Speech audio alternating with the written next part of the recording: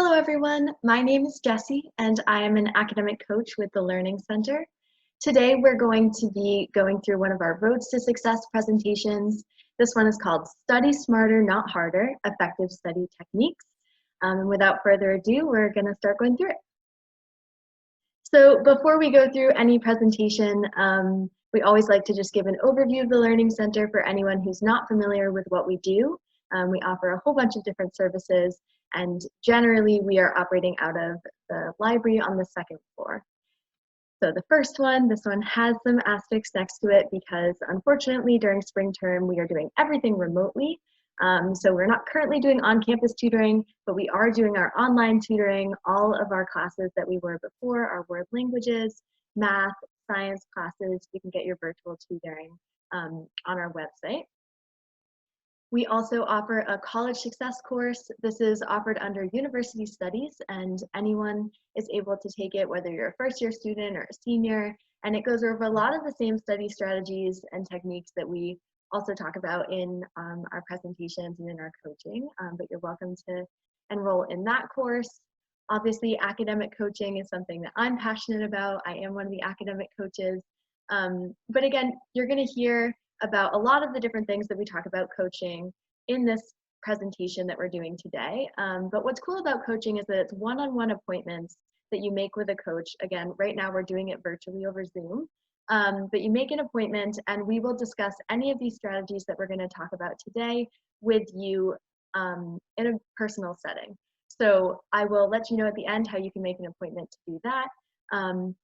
But of course, today what we're focusing on, we are doing one of our Roads to Success presentations. We have a couple of these. Generally, we would go to classrooms or mentor sessions to give these presentations, but we're excited to be able to offer them in this new format as well.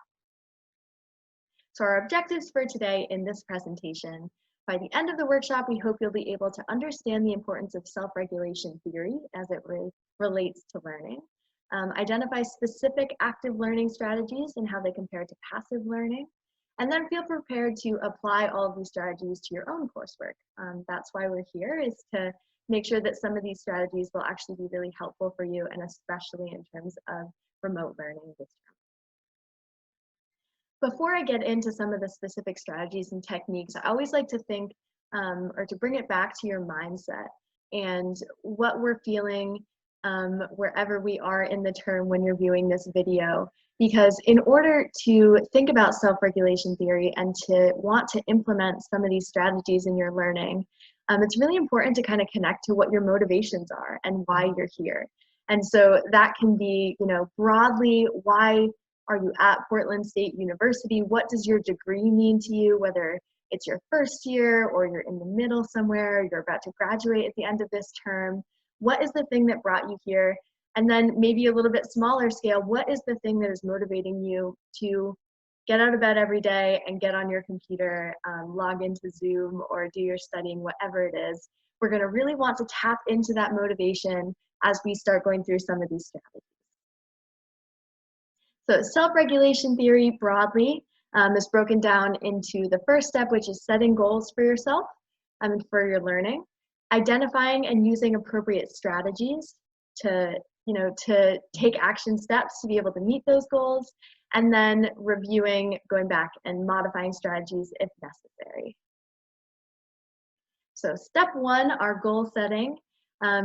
If you ever come in and make an academic coaching appointment, you'll find out we are all about goal setting because they are kind of the most motivating thing that you can do, especially in these uncertain circumstances that we're in right now. But there's two types of goals that we focus on. So we have our process goals and then our outcome goals, which we will dive into a little bit deeper here. So your outcome goals are the big picture. So these are your end goals. So for example, we have one here, would be to maintain a 3.5 GPA for winter term. That is, looking towards the end of the term, what is really the big thing that you would like to come out of this quarter at PSU having completed. Your process goals, on the other hand, are going to be the steps that you take to get there. So these are the action tasks that you can take right now to try and move yourself closer to the outcome goal. So for example, what would be a few steps of maintaining that 3.5 GPA? It could be attending all of your Zoom classes so that you are actually, getting the information and interacting with your classmates and your professors. It could be logging into virtual tutoring so that you're getting help each week. These are smaller things you can do to then hopefully achieve that outcome goal. And another thing that us coaches are really passionate about is making sure that our goals are SMART goals. And this is an acronym that you might have heard in the past. It's pretty common.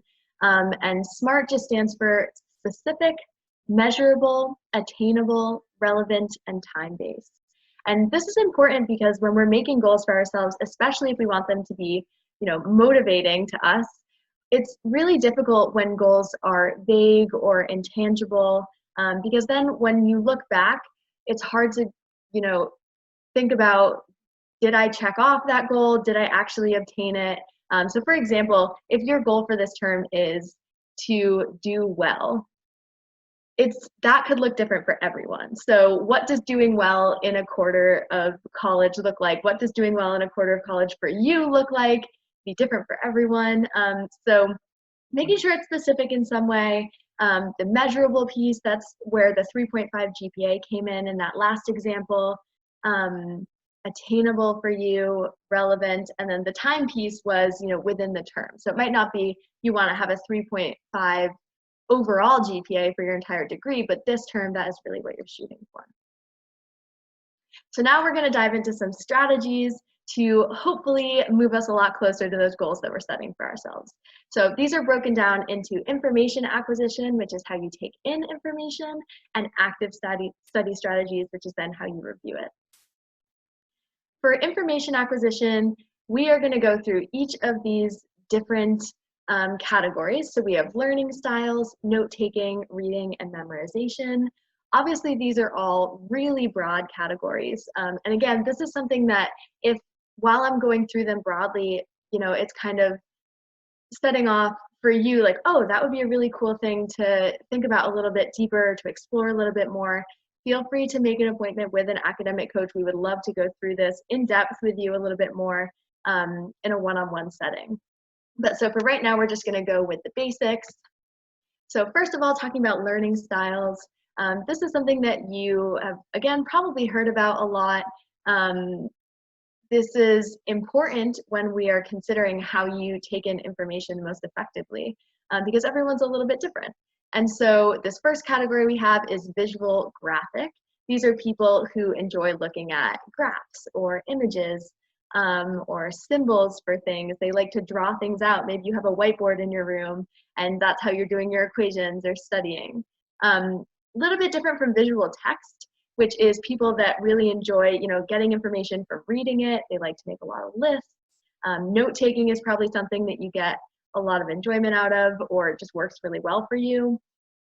Auditory is either talking through the material yourself or hearing somebody explain it to you. Maybe you are a really big podcast person, as opposed to reading things. And then kinesthetic would be using more of your senses to engage with the material. This could be, the example here is trying to be physical and active while you're learning. So for example, people that pace around the room while they're taking in information, or like to use fidgets. These are all different ways that help you to engage with your learning, as opposed to, just thinking that studying has to be reading from a textbook or listening to a lecture.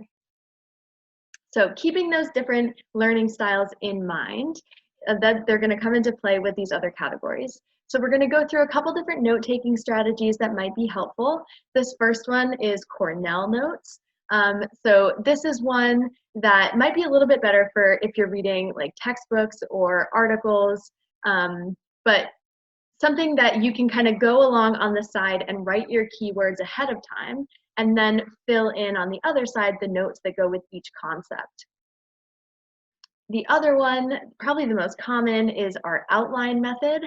This is something that I would say most people probably use during lectures if you're taking notes, because you're writing the heading and then everything underneath it that has to do with that one section, and then you're going to the next heading and writing things under there. So again, if you were a visual text person, this might be something that works well for you.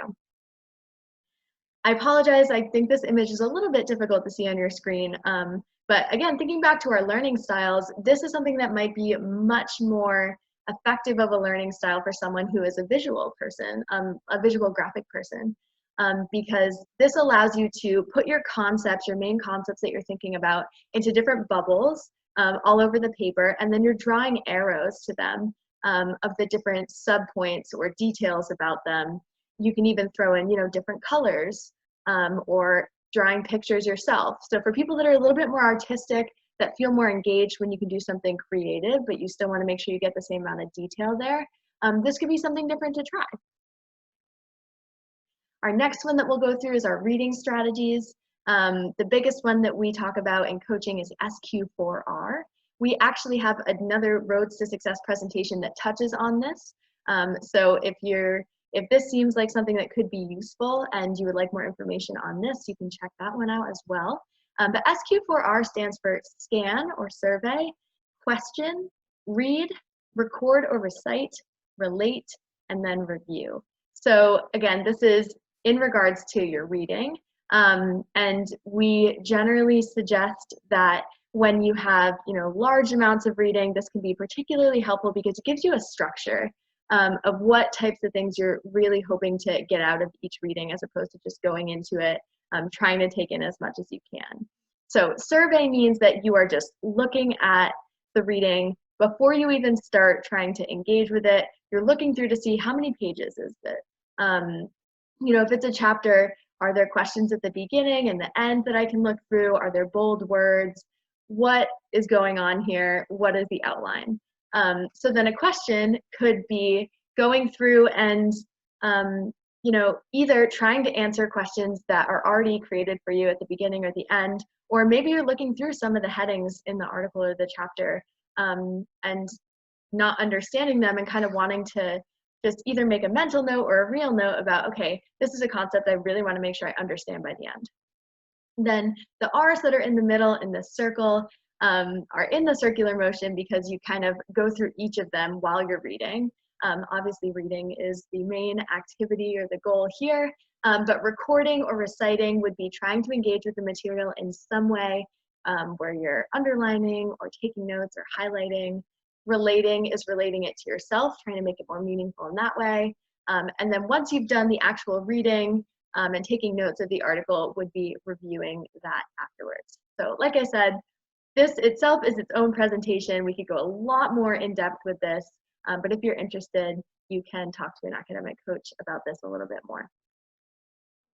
And then lastly, for information acquisition is our memorization strategies. So just going to fly through a couple of these. Obviously, with some majors, this comes into effect a lot more than others. If you are a science person, you might have to do a lot more memorization or maybe psychology than you would in a writing intensive course.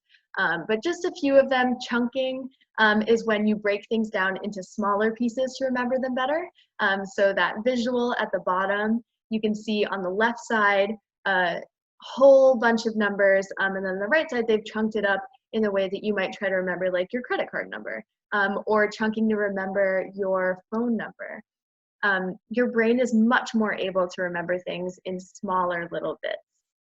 The memory palace is something that, again, thinking back to those learning styles, if you were more of like a creative visual person, a memory palace is when you are thinking about your information that you are reading about or learning about, trying to remember, you are imagining a room in your brain, and if there's different things in that room, whether it's books on a bookshelf or different objects on tables or chairs or whatever it is, putting each thing that you're trying to remember in a specific place in that room that then you can visualize later and try and go back to. Again, everybody is a different learning style. The memory palace is not something that, for me, because I'm not particularly creative, I'm able to do, but this works really well for some people that are more visual. Mnemonics, real famous one we put up there in the corner, Roy G. Biv. So this is trying to create silly little like acronyms for information you're trying to remember. And then that last strategy down at the bottom, be emotional. This is kind of back to our SQ4R, where one of the steps was relating it to yourself. If you can make the information meaningful to yourself, you are so much more likely to remember it than if it's just something that doesn't really mean anything to you. If you can relate it to your own experience in some way, you will be set. You will remember it so much longer. Okay, so I just threw a ton of information at you about information acquisition and how we take in different things that we're trying to learn about. What is the reasoning behind, or what could possibly be the motivation to take all this extra time to implement something like SQ4R, or to try these different memorization strategies? So what? Well, the answer to that question is that the more time you're putting in now during these middle weeks of the term, the less time you have to put in later when it's time to study. And so we're trying to avoid that cramming that happens at the end of the term, that overwhelmingness, by putting in some of these earlier strategies. I love this graphic because I think it does a really good job of explaining kind of what we all already know, what maybe we felt in some classes and didn't really have the words or the numbers to put to it. But this image explains the typical model for how we forget newly learned information. So if we're looking at that first learned peak right up at 100%, within 3 days, we've lost almost half of that information, which might seem pretty drastic, but think about if you have classes that meet every other day, like maybe it's a Tuesday, Thursday class, especially in that situation. If you're learning something on Thursday and you don't have that class again until next Tuesday, are you generally remembering the majority of that information if you're not looking at it or reading about it or going back into your notes at some point before that next class? Probably not. And so what we generally suggest is that you're looking over your information within 24 hours that you're learning it. So whether that's literally just looking over your notes after class, or getting some of that homework done right after class, because that is going to make that curve even out, so that you'll remember some of that information for more like a week. And then every time after that, the more and more you review it, the less steep that curve is going to be until we flatten it out there. And that flattening of the curve is when it's getting from your short-term memory into your long-term memory, and then it's just there for good. So that's our biggest goal right there. So what are some ways that we can actually make sure that this information is getting into our longer-term memory? So the first type of strategy when we're talking about studying is your passive strategies, and these are focused on input of information. So this is how you're taking information, again, kind of like what we just talked about, our information acquisition, and these are things that you're taking in information, but you're not asking your brain to do much more than taking it in. So it's when you're reading or you're listening to something, you're watching a video, it's passive. And what we always try to make sure that we're doing when we're studying is making it active in some way, which is just another way of saying that you're focused on your output, which is anything that allows you to produce content. So, for example, instead of just reading a textbook right before class, reading through the chapters, you're asking yourself to do practice questions or take a practice test. You're creating note cards with the material. You're studying with a friend, because when you're studying with a friend, you're having to explain things out loud. You're hearing them say it back to you.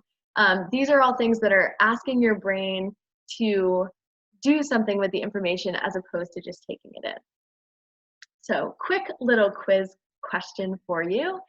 Are exams an example of input or output? 3, 2, 1. Exams are output. So that's why it's so important to practice processing information that way, to make sure we're doing our active strategies.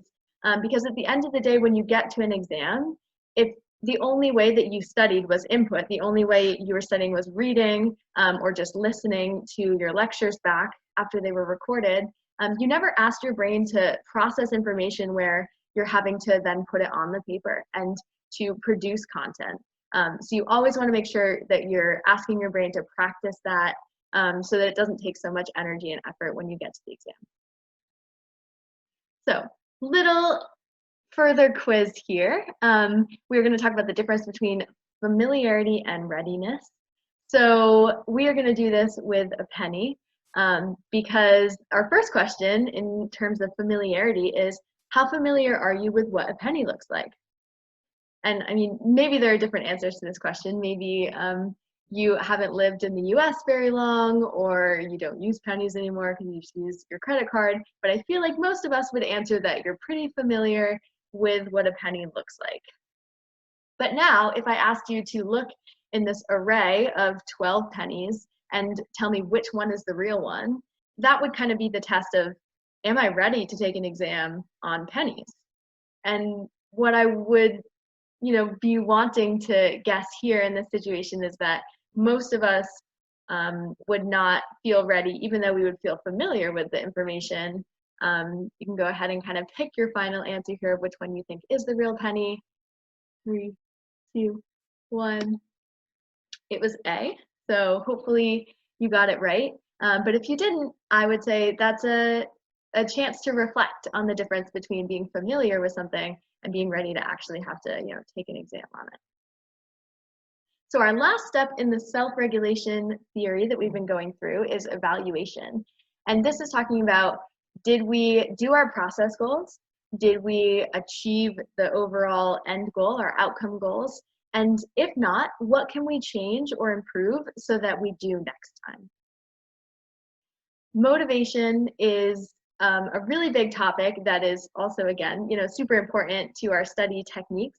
If motivation is something that you struggle with, we also have a Road to Success presentation on this topic. So you can kind of dive in a little bit deeper by going through that presentation or by talking to a coach about that.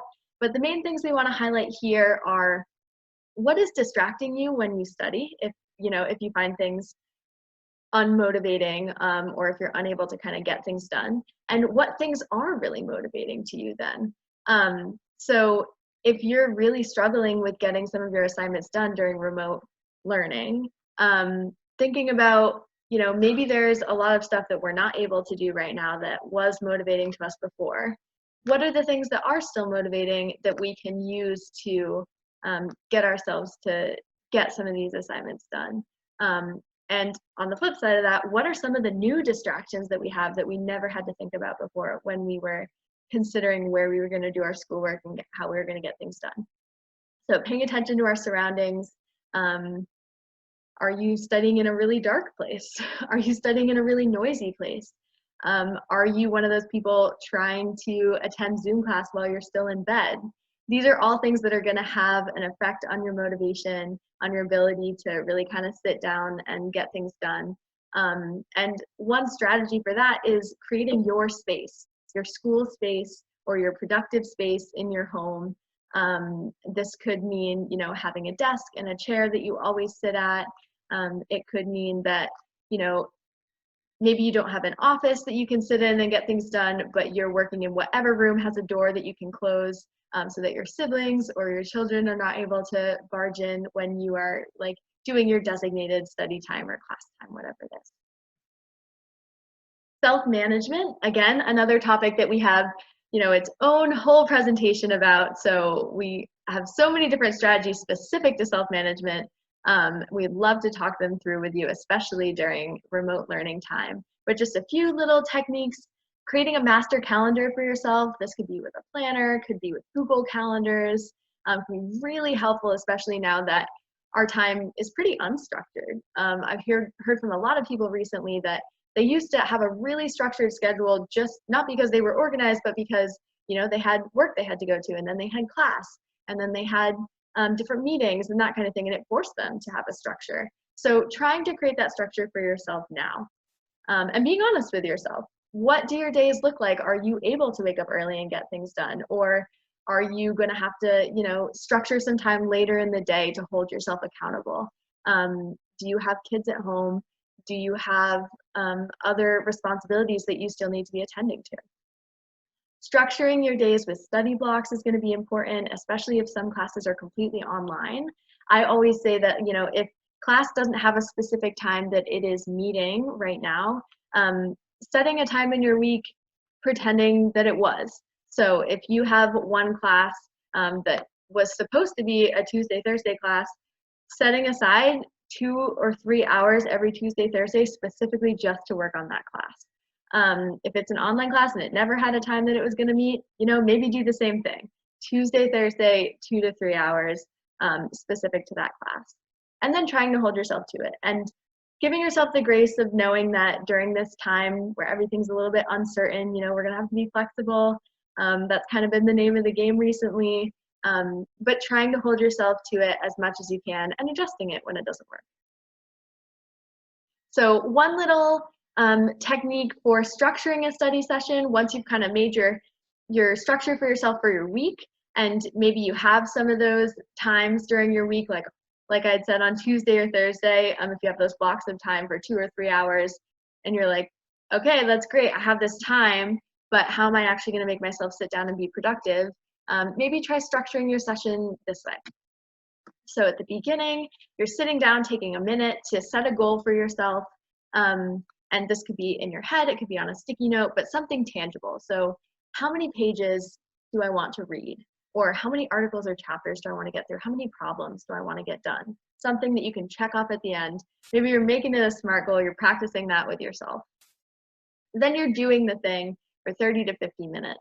And so everyone is going to have a different range here of how long they can really focus on something. But we know that adult brains really can't focus for more than like 50 minutes at a time. That's why, 45 minutes is kind of that sweet spot within that range there. But trying to interact with the material in an active way for this amount of time, and it might mean that you put your phone on airplane mode during this time, or whatever you have to do, but this is your focus time. And then you give yourself a break, which is what most of us either do too much or way too little.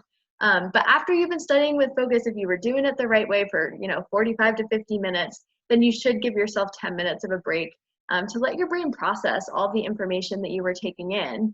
I would say, especially during remote learning, it's important to move your body around, take a little bit of a walk, even if it's just around your apartment. Grab a coffee, make some tea.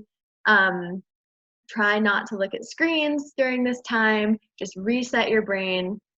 And then the last step, which is just as equally important, is reviewing. So we're coming back to the goal that we set at the beginning, again, whether we wrote it down or it was just up in our mind, and we're just saying, did I accomplish this goal in, if you haven't figured it out yet, this whole session adds up to an hour, and so obviously you can change that depending on how much time you have. But I would usually suggest that, if you have 3 hours to get stuff done, try doing this 3 times over. But that review part is, did I accomplish my goal? If it was, I want to read 3 chapters of this book, then if you did, great, check, set another goal, go again.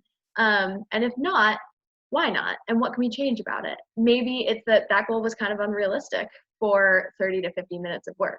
So next time I'm going to try and do 2 chapters, but I also know I have to extend my study block a little bit longer. I'm going to have to do, 4 hours tomorrow because 3 hours was just not enough time to get my work done. Maybe I was super distracted and I need to close my door, or I need to put the phone on airplane mode, whatever it is, checking in with yourself at that hour point before you go into hour 2 or hour 3 so we can make some of these changes. That's what self-regulation learning is all about. And lastly, avoiding Zoom exhaustion, which is super real and super valid right now. Just a few little tips that we've been talking through with people. The first one is, when you get on your Zoom call, taking a moment to center yourself. This might be that moment, when you log into Zoom and it shows you your view of yourself and it says, do you want to connect with your video? Just taking a moment to get yourself comfortable in your chair, take a deep breath, and just be ready to try and engage with this and be present as much as you can. Choosing speaker view instead of gallery view. It can be exceptionally tempting to choose gallery view, but try and do speaker view as much as possible because it's a lot easier to stay focused, and it's also a lot more realistic to what we're used to. If you're in a classroom, you might have the ability to look at everyone's faces, but you're probably not doing it the whole time. And so to actually be watching a screen of, however many people, 30 people, all of their faces right on you for the entire time that you're in class is nowhere near what your actual experience in a regular class would be like. Resisting the urge to multitask. This is the hardest one, I would say, especially when you have the ability to, have multiple tabs open while you're on your Zoom call, but really trying to engage and thinking about the fact that this is kind of your social time, or at least for those of us that don't live with a lot of other people, trying to engage as much as possible and be present, because that is really how you're going to learn the most from this material in this kind of wacky setting that we have. And lastly, the most important one, I think, in my opinion, would be take some non-screen breaks. So when you are not on your Zoom calls, or when you don't have to be using your computer, whether it's for researching or doing assignments, whatever it is, emailing, try not to be on something that has a screen. Maybe listen to a podcast or read a book, go for a walk, be outside. All of these things that we now maybe have a little bit more time to do. Close the laptop, don't look at the screen for a little while, give your brain a little bit of a chance to reset. So in review, our self-regulation cycle, we went through the 3 steps. The first was the goal setting, the forethought, your active learning and studying strategies, the performance, and then the evaluation, your self-reflection on how all of that went and what you want to change. So that was our Study Smarter, Not Harder presentation. If any of those things were particularly useful, or you want to dive a little deeper into any of those concepts, or if any of it was a little bit confusing, feel free to make an appointment to see an academic coach. We go through all of that. We would love to sit and talk with you on more of an individual level. So there's 3 ways to make an appointment. You can email me directly and we can set up an appointment via Zoom. You can call that number, or you can visit our website. We have an interest form that you fill out right on there, and we can get you set up for an appointment. I thank you so much for tuning in and watching this. I really hope that it's helpful, that you came away with some strategies that you can hopefully start implementing, and I wish you the best of luck with the rest of this term. Thanks.